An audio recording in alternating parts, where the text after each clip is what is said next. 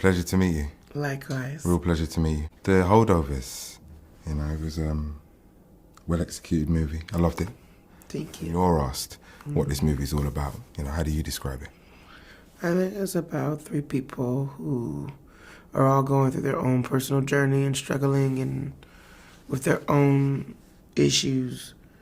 And due to unforeseen circumstances of being held over on the holidays, it's the perfect ingredients for a perfect storm in which these people are able to come together and learn from one another and ultimately heal. You were brilliant. Thank you. You were fantastic. Speak on your role for our audience who are going to see you in and amongst the branding, the billboards, all the marketing, and wonder where you fit in with this cast. Delve into your role for me. I mean, for your demographic of your paper, I am your auntie, your mother, your grandmother. I made sure of it. That was important to me.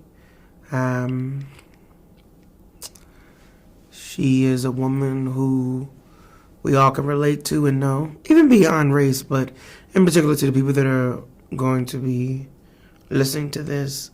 I wanted to exemplify and show the power of a black woman and how she has the ability to multitask and operate sometimes even better under dire circumstances. How she has the ability to not even discuss what she's going through. You may not even know. I'm only really the only female in this movie beyond one other person. So it was really important to me to show what it meant to be a woman during that time and the complexities of such. And then without being too blatant with it or beating it over the head, I wanted to show all the different essence of a black woman. That pain that you speak about, it kind of underpins your journey all the way through, and you're able to really show the way you have to ebb and flow through life, even when that pain's omnipresent. So what did you draw on in order to execute life? The role? My own experiences. We all experience grief. Memories of how people in my family have dealt with grief. I don't think you ever forget that. How I always remember how the first Christmas or their first birthday always stings a little extra harder. I had an aunt who lost a son, and how they say losing a child. Oof, it's unnatural. So yeah, I drew from that. And then in particular, I wanted to show all the different stages. And so what I did was I used the stages of grief diagram. I think it's 7 of them. And made sure that scene to scene, I was conveying what was true to the moment. Paul Giamatti is absolutely brilliant for me. He's one of the greats out there at the moment. I thought you, Paul, Dominic, bonded so brilliantly. Speak on that bond and just kind of how you found it. Was there a moment that you just hit a groove, or did you know before things even started? It was immediate. When we had a chance to have 2 or 3 weeks of rehearsals. Excuse me, which was important to me. We rarely get that for a movie. But it was rather immediate. They're kind people. Let alone artists, they're kind people. There was a real theme of each one teach one. Yeah. Running through the movie. And just a reformation of that whole notion that you can't judge a book by its cover, right? That's right. You don't know what people are going through. You have no idea. Speak on that. Oh, I hope it's a lesson that people take with them. Life is hard, and it would be naive to think that what we're suffering through, no one else is. And I hope that notion actually brings people together instead of, pushing others down or being, being self-righteous in any way. In fact, We're all going through it. So why not share,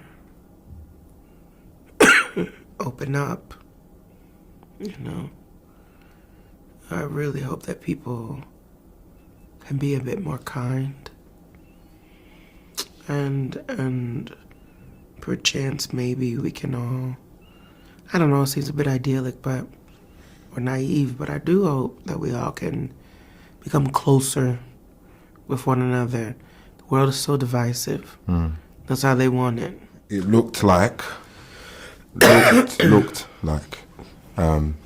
you know, this was shot in some real great locations. What was that like? And I mean, the cinematography was absolutely fantastic. It was awesome. It was really cold. It was real. There were no sets. We shot with natural lighting, and it's intense. But was that challenging? Was that the most challenging element for you, or? Yeah, I'm cold right now. I don't like being cold. I ain't gonna lie. No one likes being cold. I don't like being cold, especially black people. But when I looked at what was going on, I said to myself, yeah, that must have been quite tough. Yeah, you know, just to. But it's invaluable. It really puts you in. Yeah.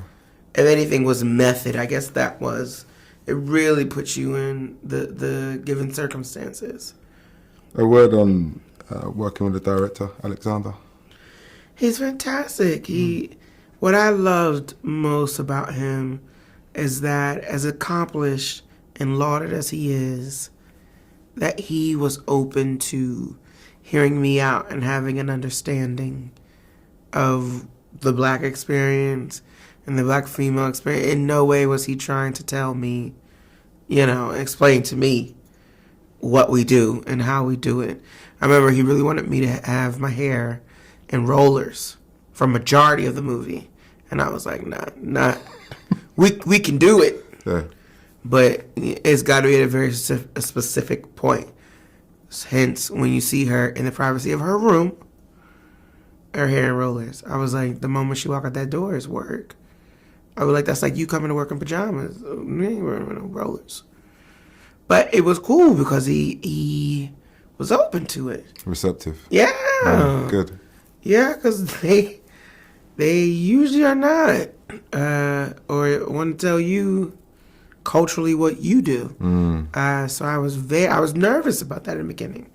Because you just don't know and because of my past experiences. But I was really happy to see that that wasn't the case.